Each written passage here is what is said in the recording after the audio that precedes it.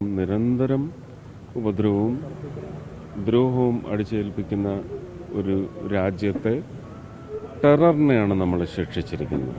അതിനുള്ള ശക്തമായ നമുക്ക് അവകാശമുള്ള തിരിച്ചടി നൽകിയിരിക്കുന്നു. തിരിച്ചടിയായിട്ടല്ല, ഇതൊരു ലോകനീതിയല്ലേ അല്ലേ?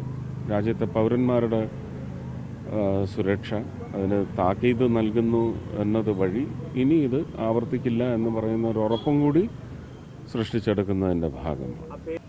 തൃശ്ശൂർ പൂരം ആകാശത്ത് സിന്ദൂരം വിതറി ഇന്ത്യയുടെ ആത്മാഭിമാനം സംരക്ഷിക്കാനായി ഇത് മാത്രമല്ല, 22 മാത്രമല്ല, അതിന് മുമ്പുമൊക്കെ എത്രയോ നമ്മുടെ ഏറ്റവും പ്രിയപ്പെട്ട പോരാളികളുടെ, പട്ടാളക്കാരുടെ എത്ര പേരുടെ കുടുംബങ്ങൾ അല്ലേ സിന്ദൂരന്മാർ, ഇതെല്ലാം ചേർന്ന് ഇതിന് നിരന്തരമായ ഒരു ഒടുക്കമുണ്ടാവും.